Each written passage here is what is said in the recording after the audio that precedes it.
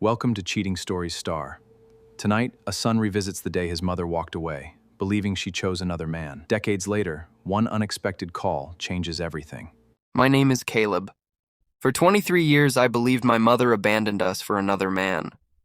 I believed it because that was the story my father told me.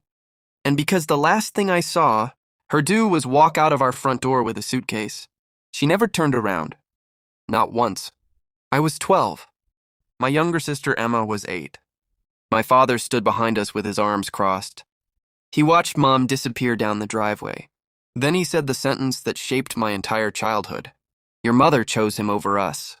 I believed him. Until the morning a stranger called me and said, "Caleb, your mother didn't leave you." I froze. What did you say? She left because she thought your father was going to hurt you. Then the line went silent. I stared at my phone. 23 years of anger suddenly felt unstable. Because if that man was telling the truth, everything I remembered about my childhood had been built on a lie. My mother's name was Rebecca. My father's name was Thomas. Before she left, we were an ordinary family.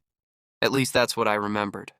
Sunday breakfast, school events, Christmas mornings, Mom helping Emma with homework, Dad fixing things around the house. But after Mom disappeared, everything changed. Dad never spoke about her unless it was to blame her. She ran away. She found someone richer. She didn't care about you. Every accusation became part of me. I stopped saying her name. Emma stopped asking questions. We learned to hate someone who wasn't there to defend herself. Years passed. I became successful, moved away, built my own life. But I never forgave Rebecca. Then, on my 35th birthday, the stranger called. His name was Daniel. He said he had known my mother for years. Not romantically, professionally. She asked me to wait until you were old enough to understand. Understand what? The man she left with wasn't her lover. My breathing stopped. Then who was he? Daniel hesitated. An undercover investigator. That night I couldn't sleep. I searched every record I could find. Old newspapers, property records, court documents, anything connected to my parents. Then I found something, a police report from 23 years earlier. It had been sealed. But Daniel had given me the case number. I contacted an attorney. Within days, I received a copy. The report mentioned financial fraud, forged documents, hidden accounts, and my father's name. I read the pages twice, then 3 times. Dad hadn't been the quiet businessman I remembered. He had been moving money through companies registered under other people's names. And one of those names was my mother's. Rebecca had discovered it. She confronted him. He threatened her. But the worst part came next. There was a note in the report. Subject believes children may be used as leverage. My hands went cold. My father hadn't told me Mom abandoned us. He had made sure I believed it, because the truth would have exposed him. I kept digging. Bank records showed that Mom had transferred nearly everything she owned into a protected account. The money wasn't for herself. It was for me and Emma. She had been paying our school expenses anonymously for years. Every Christmas, every birthday, every emergency. She had never stopped watching us. She had simply stayed away. Then I found the photograph. Mom standing beside Daniel. The man I had been told was her lover. Behind them was a federal building. The photograph had been taken 2 weeks after she disappeared. She wasn't smiling. She was looking directly at the camera, like she knew someone would eventually find it. Me. I confronted my father without telling him what I knew.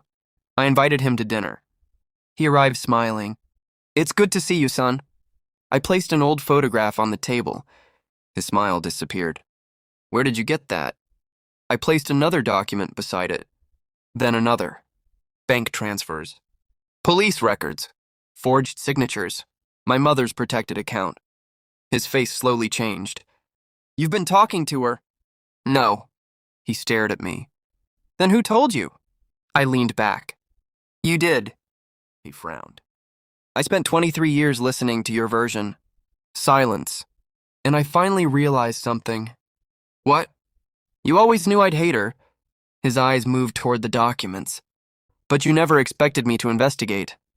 For the first time in my life, my father looked afraid. He tried to explain. He blamed circumstances. He blamed Mom.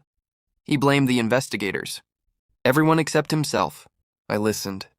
Then I pushed one final envelope across the table. Inside was a copy of the financial evidence. I've already given this to an attorney. His face went pale. You wouldn't do this to your own father. I looked at him. You taught me that family doesn't protect people who destroy it. My father eventually faced the consequences of what he had done. The investigation reopened. The hidden accounts were discovered. His reputation collapsed, and the story he had spent decades controlling finally belonged to someone else.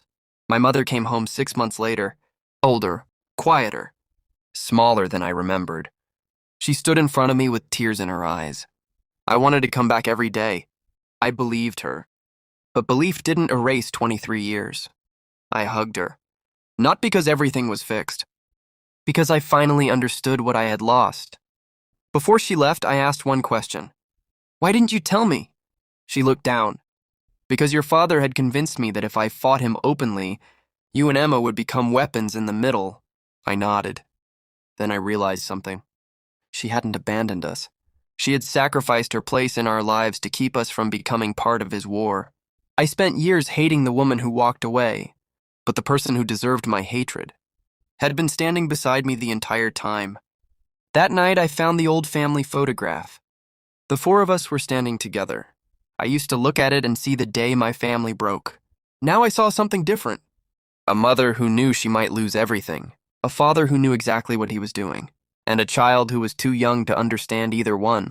I didn't get my childhood back. I didn't get those 23 years with my mother. But I finally got the truth. And sometimes truth doesn't heal the wound. It simply tells you who put the knife there. For years, I believed my mother walked away from us for another man. I was wrong. She walked away, so we could survive the man she left behind.